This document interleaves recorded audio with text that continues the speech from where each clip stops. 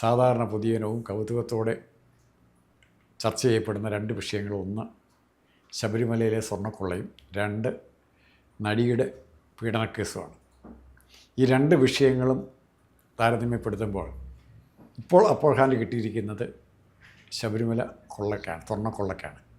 അങ്ങനെ ഒരു ട്വിസ്റ്റ് ഇവിടെ ഉണ്ടാകാനുള്ള കാരണം, വളരെ പെട്ടെന്ന് ശബരിമല സ്വർണ്ണക്കൊള്ള പ്രാധാന്യത്തിലേക്ക് വരാനുള്ള കാരണം എന്താണ്?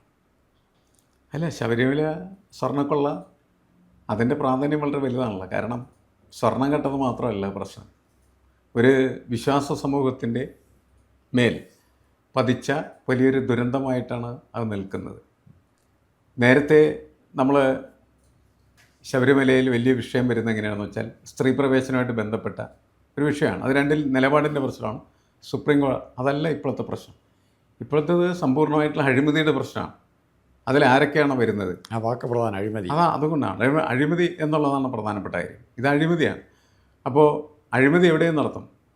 അയ്യപ്പൻ്റെ സ്വർണവും അടിച്ചെടുക്കും എന്ന നിലയ്ക്ക് കേരളത്തിലെ നമ്മളൊരു ബ്യൂറോക്രസിയും അതേപോലെ തന്നെ രാഷ്ട്രീയവും, അതിനേക്കാൾ സ്വല്പം താഴെയാണ് കേരളത്തിൻ്റെ ട്രഷറി പോലും.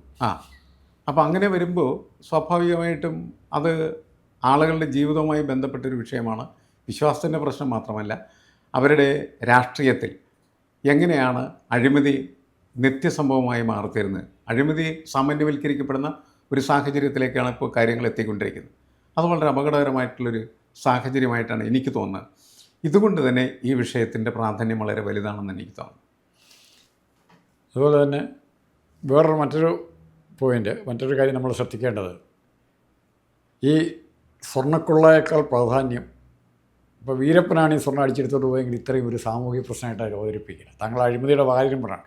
ഇതിനെ സൂക്ഷിക്കാൻ, സംരക്ഷിക്കാൻ ചുമതലപ്പെട്ടവരൊരു പങ്കാളിയായി എന്നുള്ള വാർത്തയ്ക്കാണ് കുറേ കൂടെ പ്രാധാന്യം വരുന്നത്. അവർ തന്നെ അതിലേക്ക് പെരുകിയത് എവിടം വരെ പോയി എന്ന് അന്വേഷിക്കാൻ പോലും പറ്റാത്ത ഒരു നിശ്ചലാവസ്ഥയിലല്ലേ കാര്യങ്ങൾ നിൽക്കുന്നത്? അല്ല, പല അമ്പലങ്ങളിൽ നിന്നും പള്ളികളിൽ നിന്നുമൊക്കെ ചിലപ്പോൾ മോഷണം നടന്നിട്ടുണ്ടാകും. അങ്ങനെ മോഷണം നടക്കുമ്പോൾ അതൊരു മോഷണം മാത്രമാണ്. അതുകൊണ്ടാണ് വീരപ്പൻ കെട്ട ഇത് പ്രശ്നമാവില്ല എന്ന് സാർ പറയാൻ കാരണം. ഇതിൻ്റെ പ്രശ്നം അതല്ല.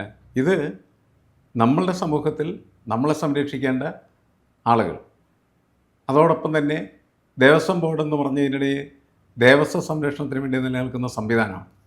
ആ ബോർഡൊക്കെ ഇതിനകത്ത് പങ്കാളികളായി തീരുക, അതിൻ്റെ പ്രസിഡൻ്റായിട്ട് വരുന്ന ആളുകൾ പങ്കാളികളാവുക, അതുപോലെ ദേവസ്വം കമ്മീഷണർമാർ ഇതിൻ്റെ പങ്കാളികളാവുക, മറ്റ് പ്രധാനപ്പെട്ട ഉദ്യോഗസ്ഥന്മാർ ഒക്കെ ഇതിൻ്റെ പ്രധാനപ്പെട്ട പങ്കാളിത്തം വഹിക്കുന്നത് എന്നുവെച്ചാൽ കട്ട് തിന്ന് പങ്കിട്ടെടുത്ത് മുന്നോട്ട് പോകുന്ന ഈ സംവിധാനം അത് ജനങ്ങളെ ഭയങ്കരമായിട്ട് വെറുപ്പുണ്ടാക്കുന്ന ഒരു കാര്യമാണ്. അപ്പോൾ ജനങ്ങളെ വെറുപ്പിക്കുക, അതുപോലെ ജനങ്ങൾക്ക് വലിയ അസ്വസ്ഥത ഉണ്ടാക്കുക, അവർക്ക് കട്ടക്കലിപ്പുണ്ടാക്കുക, അത്തരത്തിൽ പ്രവർത്തിക്കുന്ന ഈ സംവിധാനത്തിനെതിരെ അവർ, എനിക്ക് തോന്നുന്നു, പൊട്ടിത്തെറിക്കാനുള്ള സാധ്യത വളരെ കൂടുതലാണ് എന്നുള്ളതാണ്. പക്ഷേ ഈ അന്വേഷണം എങ്ങും എത്താതെ പോവുകയാണ്. കാരണം ഏതാണ്ട് എല്ലാ രാഷ്ട്രീയ സംവിധാനവും ഇതുമായിട്ടൊക്കെ ചെറിയ രീതിയിൽ പങ്കുപറ്റുന്നവരാണ് എന്ന തിരിച്ചറിവിലേക്കാണ് ഇപ്പോൾ പൊതുവെ സമൂഹം എത്തിച്ചേർന്നിരിക്കുന്നത്. അതുകൊണ്ട് ഈ അന്വേഷണം എവിടെയെങ്കിലും എത്തൂ എന്ന് ആർക്കും പറയാനായിട്ട് പറ്റാത്ത രീതിയിലേക്ക് കാര്യങ്ങൾ നീങ്ങുകയാണ് ചെയ്യുന്നത്. ഇവിടെ ശബരിമല സ്വർണ്ണക്കൊള്ള എന്ന് പറയുമ്പോൾ ഇത് ആരൊക്കെ കൂടെ ചേർന്നാണ് ആലോചിച്ചതെന്ന് പോലും പറയാൻ പറ്റില്ല.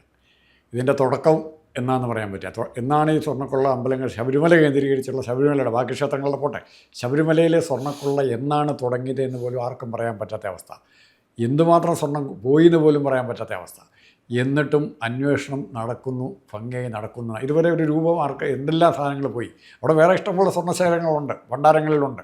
അപ്പോൾ അതിനൊക്കെ എന്ത് സംഭവിച്ചു എന്ന് കൃത്യമായിട്ട് പറയാൻ ഇപ്പോൾ ആരുമില്ല. അല്ല, ഒന്നും കൃത്യമായിട്ട് പറയാൻ പറ്റുന്ന രീതിയിലല്ല മുന്നോട്ട് പോക്ക്. കോടതിയുടെ നേതൃത്വത്തിലാണ്, കോടതിയുടെ മേൽനോട്ടത്തിലാണ് എല്ലാ അന്വേഷണം നടക്കുന്നത്. ഇതിനപ്പുറത്ത് നമ്മൾ പിന്നെ നമ്മളുടെ ഒരു വിശ്വാസമൊക്കെ അനുസരിച്ചിട്ട് CBI വരട്ടെ, ED വരട്ടെ, അവർ വരട്ടെ, ഇവർ വരട്ടെ എന്നൊക്കെ വിളിച്ചു പറയാമെന്ന് മാത്രമേ ഉള്ളൂ. പക്ഷേ എല്ലാം എന്താണ്, ഭരണകൂടത്തിൻ്റെ പ്രതിനിധികളല്ല, എല്ലാം രാഷ്ട്രീയമായി ബന്ധിതമായ സംവിധാനങ്ങളാണ്. നമ്മൾ നേരത്തെ പറഞ്ഞതുപോലെ, അല്ലെങ്കിൽ പലപ്പോഴും പറഞ്ഞിരുന്ന പോലെ, ഇതെല്ലാം കൂട്ടിലടച്ച തത്തകൾ തന്നെയാണ്. ആവശ്യമുള്ളപ്പോൾ തുറക്കും, ആവശ്യമില്ലാത്തപ്പോൾ അടക്കും. അപ്പോൾ രാഷ്ട്രീയ നേതൃത്വത്തിന് എന്താണ് ആവശ്യം, ആ ആവശ്യത്തിനനുസരിച്ച് നടക്കുന്ന അന്വേഷണമായിട്ട് ഈ അന്വേഷണം മാറിക്കഴിഞ്ഞിരിക്കുക. അതുകൊണ്ടാണത് ഞെട്ടിപ്പിക്കുന്ന സംഭവമായിട്ട് ഇപ്പോഴും നിലനിൽക്കുകയും കേരള സമൂഹത്തിൽ എല്ലാവരും തന്നെ അത് അറിയാനായിട്ട് ആഗ്രഹിക്കുകയും ചെയ്യുന്നത്. നമ്മൾ ഈ ചർച്ച നമ്മൾ നടത്തുമ്പോൾ ആ ചർച്ച കേൾക്കാൻ പോലും പ്രേക്ഷകർക്ക് താല്പര്യം ഉണ്ടാകുന്നതിൻ്റെ പ്രധാനപ്പെട്ട കാരണം ഇതിൻ്റെ തുമ്പ് എവിടെയെങ്കിലും കിട്ടുമോ എന്ന് പറയുന്ന ഒരു ആകാംക്ഷയാണ്.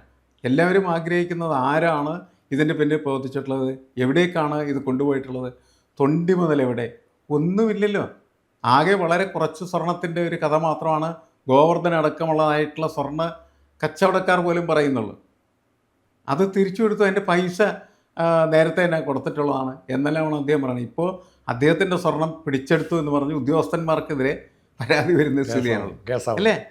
അങ്ങനെ കേസാക്കാനാണ് കാരണം. ഞാനിതിൻ്റെ പൈസ കൊടുത്താണെന്നാണ് ആ സ്വർണ്ണ കച്ചവടക്കാരൻ പറയുന്നത്. പിന്നെ നിങ്ങൾ എന്തിനാണ് എൻ്റെ നിന്ന് സ്വർണം അടിച്ചെടുത്തുന്നതിനായിട്ട് പിടിച്ചു പറിച്ചെടുക്കാനായിട്ട് ശ്രമിക്കുന്നതെന്നാണ്. കയ്യേറ്റ ഭൂമി വിൽക്കുന്ന പോലെ. അതെ, കുടിയേറ്റത്തെ മൂന്നാറിലെ കയ്യേറ്റ ഭൂമി വിൽക്കുന്ന പോലെ അങ്ങനത്തെ സ്ഥിതിയായി പോയി കഴിഞ്ഞിരിക്കാൻ. എവിടെ എത്തും ഈ കാര്യം എന്ന് എനിക്കറിയില്ല. എന്തായാലും അവിടെ ഇതിൽ ഇപ്പം താങ്കൾ പറഞ്ഞൊരു തീവ്രമായൊരു ഇഷ്യൂ ആണ്, ജനങ്ങളെ ചിന്തിക്കുന്നുണ്ട്, ചർച്ച ചെയ്യുന്നുണ്ട്. പക്ഷേ ഇത് സജീവമായൊരു വിഷയമാകത്തിൻ്റെ കാര്യം ഈ ദൈവം അല്ലെങ്കിൽ ദൈവത്തിന് കൊടുക്കുന്നതിൽ ഒരു പാസിവിറ്റി ഉണ്ട്. അളക്കാതെ എണ്ണാതെ ഇടുകയാണ്. അതിനെന്ത് സംഭവിക്കുന്നു എന്നുള്ളതിനെക്കുറിച്ച് വിശ്വാസി ബോധേടല്ല. അതാ ഞാൻ എൻ്റെ ജോലി ചെയ്തിരിക്കുന്നു, ഞാൻ ഏൽപ്പിച്ചിരിക്കുന്നു. അത് ഹിന്ദു വിശ്വാസികളുടെ കുറച്ചുകൂടെ കൂടുതലാണ്, അവിടെ അക്കൗണ്ടബിലിറ്റി ഇല്ല. അപ്പോൾ ഈ പാസിവിറ്റിയാണ് ആര് ചൂഷണം ചെയ്യുന്നത്? അല്ലേ? ഇതിൽ നിന്ന് എനിക്ക് മനസ്സിലാക്കാൻ കഴിഞ്ഞിട്ടുള്ളത്, അല്ലെങ്കിൽ എനിക്ക് ഒരു അഭിപ്രായം പറയാനുള്ള ഇതാണ്, ശബരിമലയിലേക്ക് വരുന്ന സ്വർണം മാത്രമല്ല, ധനം, പലതരത്തിലുള്ള അങ്ങോട്ട് എത്തിച്ചേരുന്നു എന്നുള്ള കാര്യം നമുക്കറിയാം, പലതരത്തിൽ. അതൊക്കെ തന്നെ കൃത്യമായിട്ട് സോഷ്യൽ ഓഡിറ്റിന് വിധേയമാക്കണം എന്നുള്ളതാണ്. സോഷ്യൽ ഓഡിറ്റിന് വിധേയമാക്കാൻ പക്ഷേ ചിലപ്പോൾ ഭക്തന്മാരും ഭക്തസമൂഹമൊന്നും താല്പര്യരായിരിക്കില്ല. പക്ഷെ അതല്ല ശരിക്കും ചെയ്യേണ്ടത്.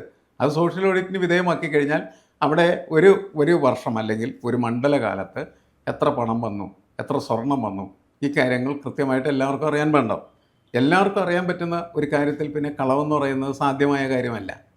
അപ്പോൾ നേരത്തെ ഈ കാര്യങ്ങളൊക്കെ ഗോപ്യമാക്കി വെച്ച്, രഹസ്യമാക്കി വെച്ചതിൻ്റെ ഫലമായിട്ട് ഇപ്പോഴും എത്രമാത്രം സ്വർണം അവിടെ ഉണ്ടായിരുന്നു. ഈ നമ്മളുടെ വിജയ് മല്യ അവിടെ കൊടുത്ത സ്വർണം എത്രയാണെന്നുള്ളതിനെക്കുറിച്ച് അങ്ങേരെ കൊടുക്കാനാണോ കൊണ്ടുപോകാനാണോ പോകുന്നത് വേറൊരു കാര്യം.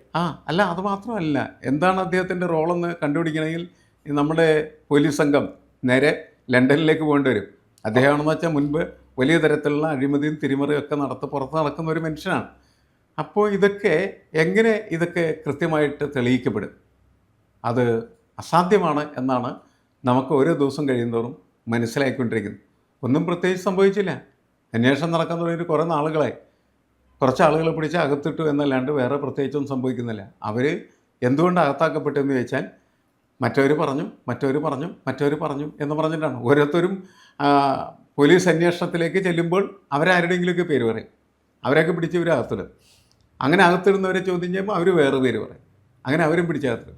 ഇങ്ങനെ സ്ഥിരമായിട്ട് ആളുകൾ വന്നും പോയിരിക്കുന്നല്ലാണ്ട് പ്രത്യേകിച്ച് ഈ കൊള്ളയുടെ അഗാധതയിലേക്ക് കടക്കുന്ന ഒന്നും ഇതുവരെ സംഭവിച്ചിട്ടില്ല. അതിന് മാർഗം പോലും തെളിഞ്ഞിട്ടില്ല. എങ്ങനെയാണിത് ആരെയാണ് പിടിക്കുന്നതെന്ന് പോലും അറിയാം. ഓരോരുത്തരുടെ പേര് വന്ന് നമുക്ക് ഒരാഴ്ച സംസാരിക്കാനുള്ളൊരു പേര് തരും. ഇത് ഇന്നവൻ, നമ്മൾ അവൻ്റെ പുറകെ നടക്കുകയാണ്.